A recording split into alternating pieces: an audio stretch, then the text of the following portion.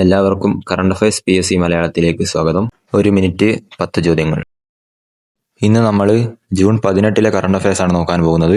ഇത് ഇന്നലെ ഇടേണ്ട വീഡിയോ ആയിരുന്നു, പക്ഷെ കുറച്ച് വൈകിപ്പോയി. അപ്പോൾ നമുക്ക് വീഡിയോയിലേക്ക് പോകാം.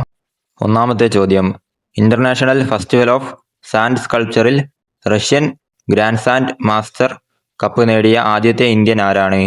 ഉത്തരം സുദർശൻ പട്നായിക്. 2. അടുത്തിടെ മെസ്സേജിംഗ് പ്ലാറ്റ്ഫോമായ ടെലിഗ്രാം താൽക്കാലികമായി നിരോധിച്ച രാജ്യം ഏതാണ്? ഉത്തരം ഇന്ത്യ. 3.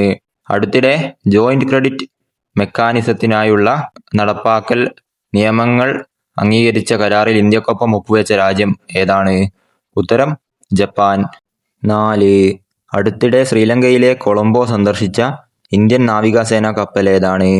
ഉത്തരം INS ശാരദ. 5.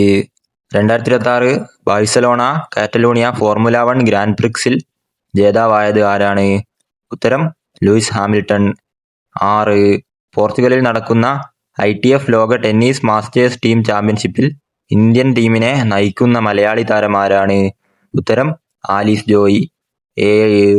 രാജ്യാന്തര ഫുട്ബോൾ കരിയറിൽ ഏറ്റവും കൂടുതൽ ഹാട്രിക് നേടുന്ന താരം ആരാണ്? ഉത്തരം ലയണൽ മെസ്സി. 8.